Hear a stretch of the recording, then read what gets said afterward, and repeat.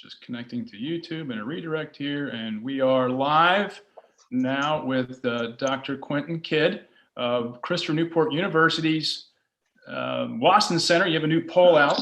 Let's talk about that if we can, Dr. Kidd. Where did things stand in Virginia today? Well, as of last week, when we put this poll out, we have Terry McAuliffe leading Glenn Youngkin by 9 points. And then we have in the LG's race and the AG's race, we've got Paula Ayala up by 10 points and Mark Herring up by 12 points, and a generic ballot at Democratic advantage of +7. I get that a generic ballot in a House of Delegates setting is, it only tells you the general sense of statewide sentiment in any given House of Delegates district. It could be, strongly one way or strongly the other way. Generic ballots are generic ballots. Right.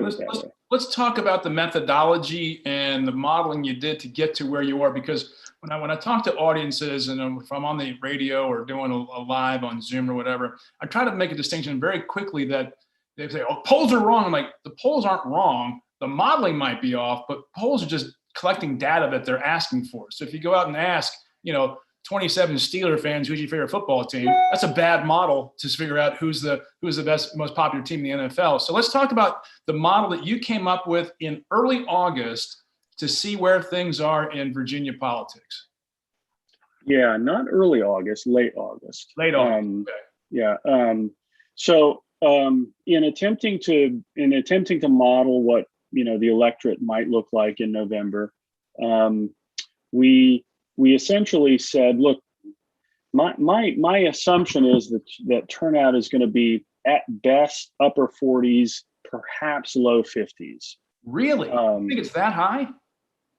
Well, so I'm just going to challenge you because Northam in 17 was 47. 48%. 48%. What was Kane? Kane was pretty high. Kane was 44. I think it's been going up. So the last three gubernatorial races, it was 40, 44, 48, 47 and a half, 47.6 or something like that. And what's changed between 2017 and 2021 is pretty easy early voting. Right. And the extended period in which early voting can happen, which means campaigns and parties have much more time to sort of beat the bushes and contact voters that might not have voted early, et cetera, or voted already. So my guess, and also I think the Virginia electorate has been sort of engaged in a way that it wasn't engaged prior to 2016. It's been engaged, pretty highly over the 4 years of Trump's presidency and then the 2020 election. So my guess is upper 40s, very low 50s. And I would probably be surprised if it gets into the low 50s. My guess is it's going to be upper 40s. Is it going to be as high as it was in 2017? Maybe not. Is it going to be 46, 47? Could it be 48, 49? Sure. But 2017, the electorate was really engaged because of the 2016 Trump win, et cetera.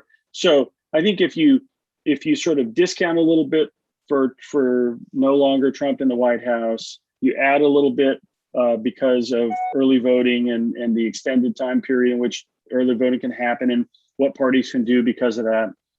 Yeah, could you get into 48, 49? Sure. In a crazy, massive turnout operation on both sides, could you get 50, 51? I'd be surprised, but you could.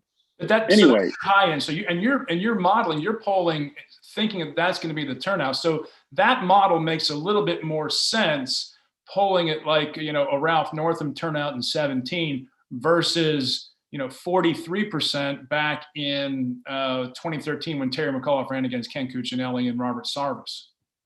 Yeah, so polling is an art and a science, and the art of polling is essentially attempting to understand, get the best guess you can, the most educated guess you can, what you think turnout is going to be, and who those likely voters are at a basic level. And so my assumption is turnout is going to look somewhat like it did in 2017. It may be lower by a point or two, it may be higher by a point or two, but that's my assumption.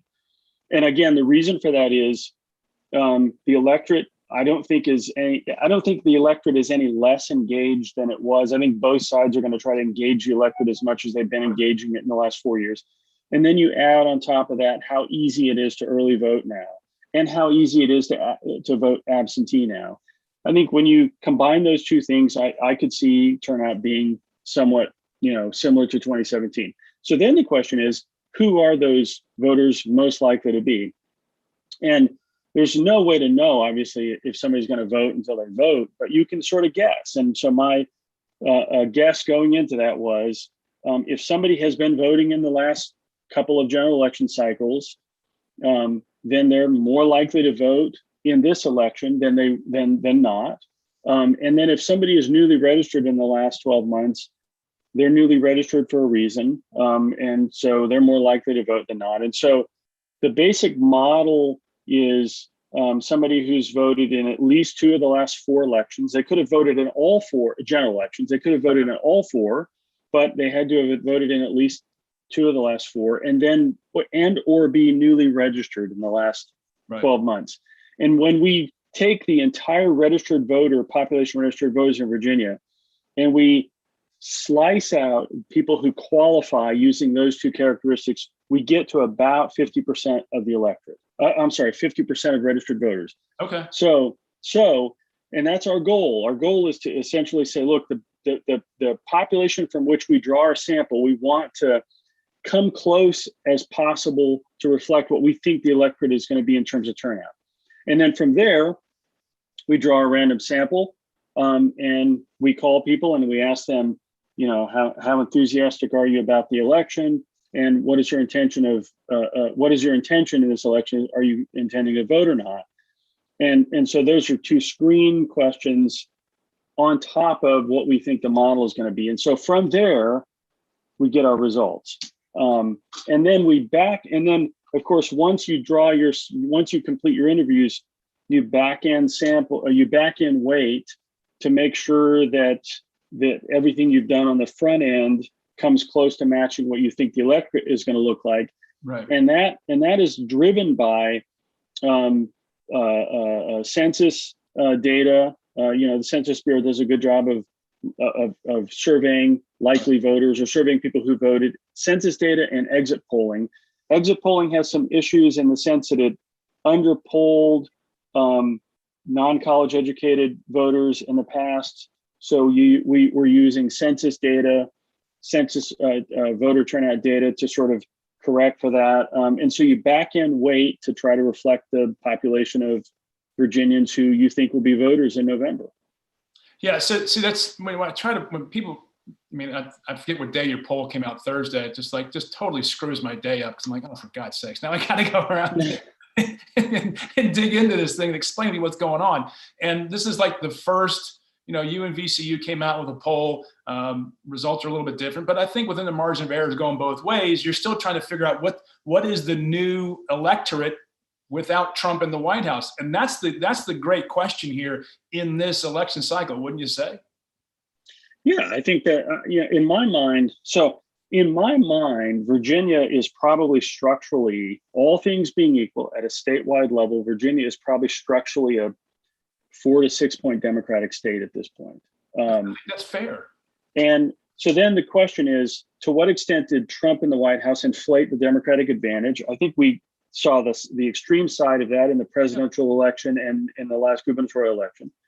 The question for me is, can Republicans, statewide candidates, the Youngkin campaign here, pull that extreme 9 to 10 point Democratic advantage back down to something that looks like probably a 4 to 6 point Democratic advantage, and to start with, and then from there chip away at that natural Democratic advantage in any meaningful way. I think those are the two challenges for Republicans, the Youngkin campaign and the other statewide Republicans, is pull back down that 4 or 5 point Democratic advantage that Trump brought to the state, and then from there chip away at the natural 4 to 5 point Democratic advantage. It seems to have merged over the last decade and a half.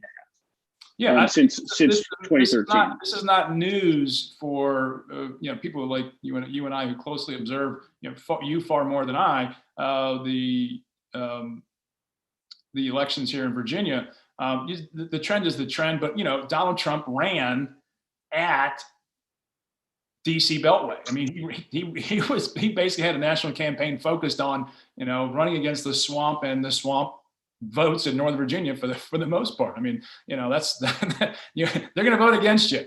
So I'm really interested to see how much of the tide we had, that tsunami that came in 2017 after Trump, and what's going to come back out as a result.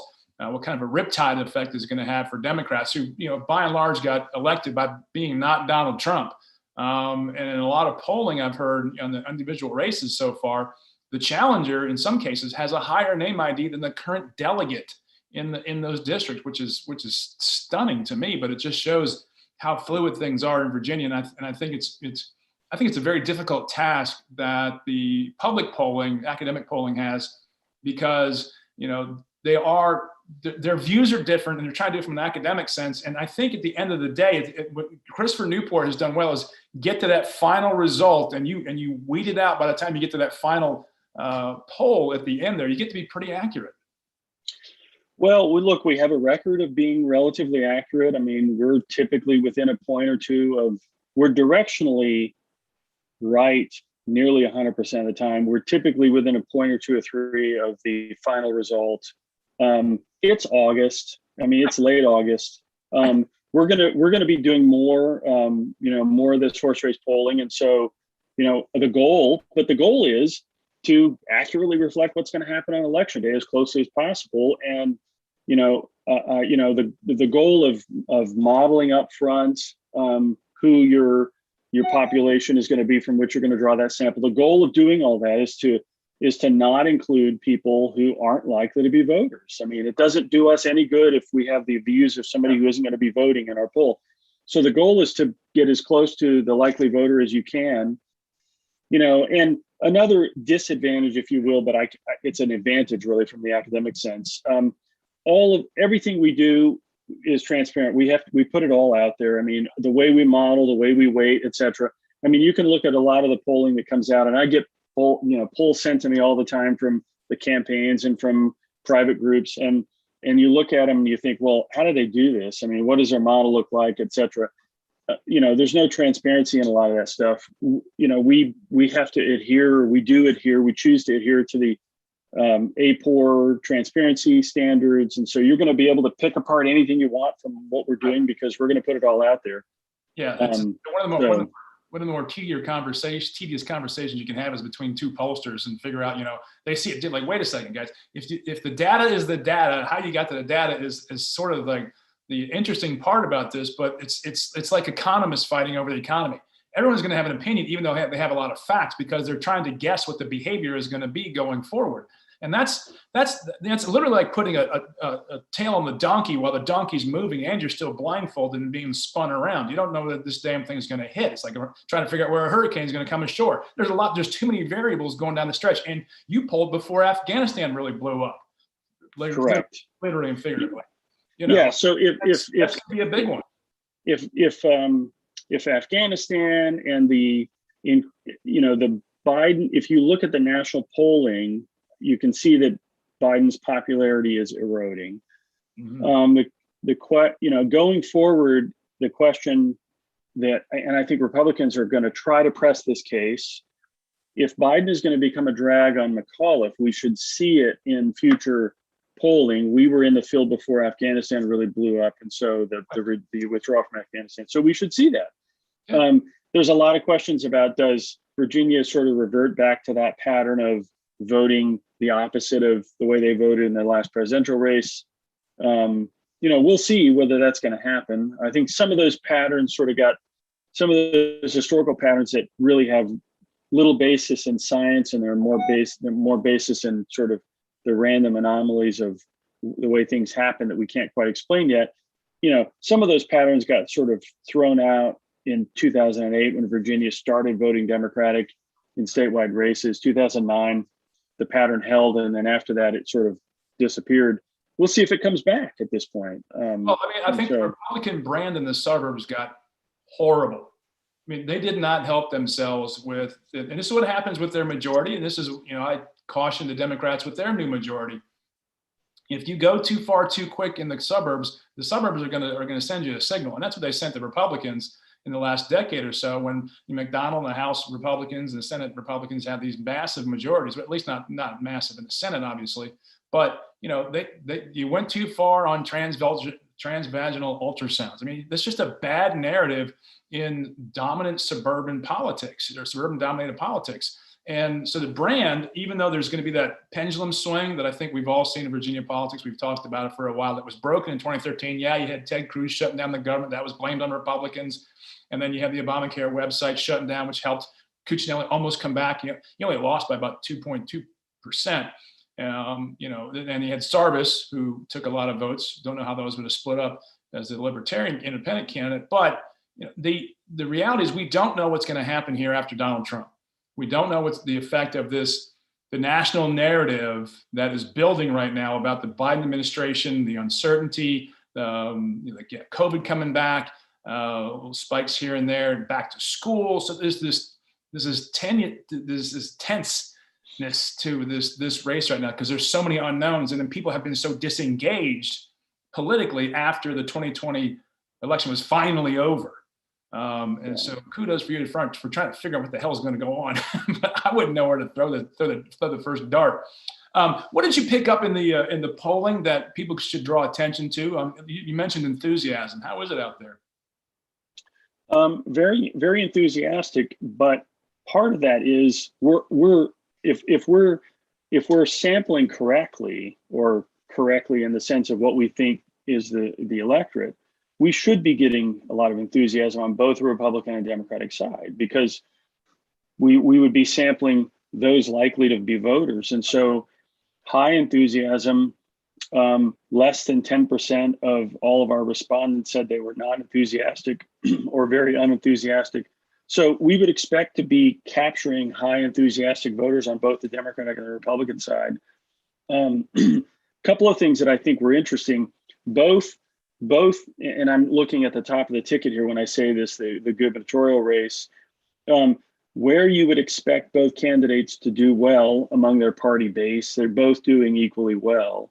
Where the election is probably going to be decided among independents, McAuliffe at this point has a slight advantage, but nowhere near an overwhelming advantage over Youngkin. And so, among independents, for example, it's 44 to 39 McAuliffe. And that isn't a massive advantage. And that, I think, is where you're going to find the election to be decided. A lot of those suburban kind of suburban voters that aren't, all things being equal, they're not partisan animals. They don't wake up in the morning and think about politics. When they turn on the news in the morning, if they do, they really don't want to turn on a political program. They want to turn on Good Morning America or something like that.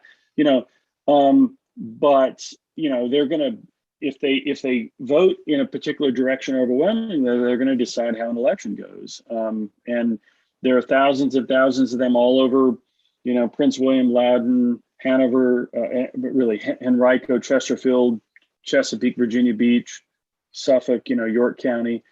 So that's really, I think, where the fight is going to be. It's going to be turning out base voters and then capturing that suburban voter.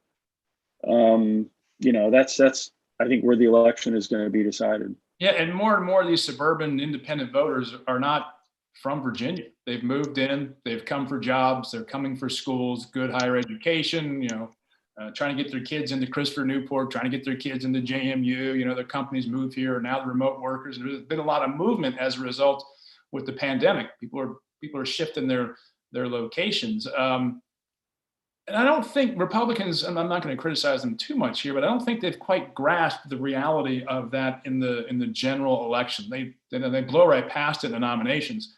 But because their brand has been so eroded, people come to the Commonwealth and they go, "Oh, that's not really."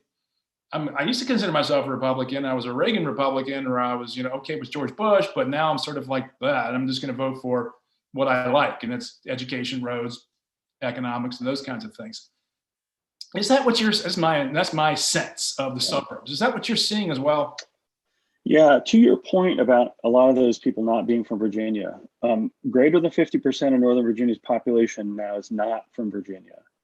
And every 10 years, 25% of Hampton Roads population churns because of the military. And so literally every 10 years, you've got Hampton Roads, a region of 1.8 million, you've got 25% of that who's new. They're not from Virginia. Right. And increasingly, Northern Virginia is not native Virginians or not born in Virginia. And so, that doesn't explain, I don't think what's going on in sort of the suburban Henrico and Chesterfield area, but it explains a lot about why Northern Virginia and Hampton Roads politically do what they do. Hampton Roads, the core cities are hardcore Democratic cities. And then you've got these suburban cities and counties that are increasingly churning with people from outside of Virginia. And so if they come into Virginia and the narrative for them is, Republicans in Virginia are out of step with what people want, and Virginia is, a Democratic state, then they sort of fall into that narrative if they decide to vote. I think that's part of what goes on. I think that's why the national narrative is so dominant now in Virginia politics, because they move here and like this is the way I voted back home, and I don't like what's going on here, or I like what's going on there, and then that's boom, they go to the polls, and that's it. Well, I think one of the reasons we have such high turnout in presidential years and to some extent competitive U.S. Senate years, and then lower turnout in gubernatorial years. So we're looking at, 60s approaching 70% turnout in presidential years, and then upper 40s if we're lucky in gubernatorial years. There's a ton of federal voters in Virginia. I mean, they orient to the federal government, they orient to national security issues in Hampton Roads and Northern Virginia. And so they really pay attention to federal elections, not so much Virginia elections. The extent to which Virginia politics becomes national politics more and more, those federal voters become state voters. And I think that just makes the whole challenge for both parties even greater, but right. Perhaps more so for Republicans, because in recent years, Republicans have been so put into a corner in terms of their policy and the kind of candidates that they've had. Well, I mean, for the longest time, you and I both remember when George Allen and Jim Gilmore came up in the 90s, it was public safety, it was schools, grow the economy. And that fit well with Virginia in the 90s. And frankly, I don't see Republicans breaking out of what got them to the majority. And they haven't really adapted their policy set and, if you will, their creed to political and economic reality today. Like what's the vibe? What's the message? Taking what they do and what they believe and applying it to what's going on and connecting it to voters. I don't see that it's like trying to plug in a plug in the middle of the night. You just can't seem to hit that socket where you need to. Is that fair? Yeah, I think that's fair. Now, as we woke up this morning, we understood that the Youngkin campaign was getting ready to release a ton of policy positions. If that's the case, then I think that's smart, because over the course of the summer, not putting out policy positions, not being willing to debate, I think left the Youngkin campaign open to being sort of described by McAuliffe and the McAuliffe campaign in the way that they wanted. If the debate becomes a debate over policy options, and I think that is probably good for the Republicans, not bad. It's better to be debating about whether taxes are too high or not too high, or whether education funding is right or not right, et cetera, than it is to be debating about whether you are really a Trumpian candidate or not a Trumpian candidate. And so things may change as we go into the fall. It's funny you mentioned George Allen. Remember that when George Allen ran against Mary Sue Terry, he was trailing in the polling until late August. And from late August on, he turned it around. And so the idea that things can change or can't change, is sort of erroneous. I mean, things certainly can change. Voters start paying attention, literally. Everybody's kids are going back to school over the last, what I think the first schools in Virginia opened last week. Kids went into the schools last week. And they'll start going in over the next couple of weeks. People's schedules get normal, routine. Kids have to be up at a certain time. They got to be, at the bus stop, et cetera. everybody sort of goes back to their normal routines. And that's really when people start paying attention to campaigns who otherwise aren't politically engaged. Right. And that's why, anything that we're showing, basically what we intended to do in this late August poll is to say, look, at the end of the summer, when both campaigns are supposed to be kind of setting their pieces, their chess pieces, here's where we see the election. Right. We have campaigns for a reason. So between the 1st of September and Election Day, things can change because that's when voters start paying attention. That's when campaigns are supposed to be sharpening their messages and really getting down to the brass tacks. So we'll see where it goes. And I think that's one of the reasons why both campaigns have been, they've been biographically oriented, I'm this, he's that, blah, blah, blah, blah, blah, because the national narrative is so fluid right now with the new administration. I think they're looking to take the advantage of when would you put your ads out to get the most voters to come out and vote for you? When you've got something to sell. There's no sense going out there and hitting the airwaves hard in August when no one's paying attention. They don't want to see you anyway. And then the policies might not fit what happens in October when frankly, most voters show up. Right. I think we are, 3 weeks away from the start of early voting. Yeah. Is it the 17th? Yeah, I think I've got 3 weeks in my head. Yeah. So we're 3 weeks away from early voting. That's essentially when I think you're going to see. Look, I think from now until Election Day, you're going to see the campaigns really sharpen their focus. But you're going to see that focus really sharpen around middle of September because early voting is going to start. My understanding is likely voters in Virginia are already getting messages about early voting in the mail and in their email inboxes, and so I think that's partly why I think the turnout could be in the upper 40s, low 50s if we're really lucky. I say lucky because I want people to vote, but that's the sort of political scientist in me. But I think that's why, because early voting has sort of changed the nature of the game, I think, in Virginia. Yeah, that's a decided factor here. Where I don't think people really have baked into their analytical models is kind of go, oh, it was 43-13, therefore it's going to be less than that. And no, we don't. We don't know. There's a lot of we don't know this stuff, and especially when we don't know the electorate, which is turned over, as you said. A lot of people have moved out to exurbs from suburbs and moved in to Virginia, moved out of Virginia. So the challenge is really on the campaigns to find those voters and get them to the polls. But Quentin Kidd, thank you for joining us today to talk about Christopher Newport University's Wason Center poll. I hope you'll join us again next time you do a poll. When's your next poll in the field? We're going to go into the field next week I'm sorry. We're going to go into the field the end of next week. So probably around middle September. Okay. And the idea is to put one out every 3 weeks up through Election Day. Well, I hope you'll come on as soon as that one comes out so I can get a little jump on you on the poll that doesn't blow up my Thursday mornings, you rat. It's always fun for, political nerds like us, but it was like, damn it. It is nice to have everything automated because we put these things out at 6 a.m. In the old days, I say the old days, 10 years ago, we used to have to be up at 6 a.m. to put them out. Now everything can be automated. You sort of get it ready to go. And let's schedule it when you come out so we can do live and we can pop it. You get you some more. I know you haven't put out everything from the poll. Any nuggets in there you want to share with us right now? So this poll here was really a project that we did for AARP Virginia. They wanted to look at a bunch of policy issues that they were interested in. Okay. We said we would do the horse race part with them. The other part is their stuff. Okay. And so they're going to put that out in reports. We're going to write up the results and give them to AARP Virginia. Healthcare, obviously. Elderly issues related to their population, the people they're concerned with, the horse race stuff. So the next poll that we're going to do horse race and then focus on vaccination issues because they become a big issue now in Virginia again. We thought we had put those to bed, I think, a while back, and schools. And so then that's sort of what we're looking at next. Okay. Great stuff. Quentin Kidd, Christopher Newport University's Wason Center. Thanks for joining us. look forward to the next one, catching up and seeing whether the numbers change or not. I think they're going to. I think Afghanistan is going to have an impact. I just don't know how much. Do you have a sense? Do you have a guess? What do you think? A couple points.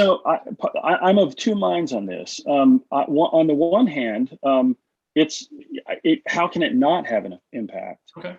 On the other hand, if we've learned anything in the last 4 years, we've learned that a week is a lifetime in politics. And next week, we may be talking about something totally different. As sad as that is, given the lives lost, the Marines and the Army and the Navy corpsmen's lives lost. But if we've learned anything in the last 4 years, literally a week is a lifetime in politics, and we may be talking about something totally different.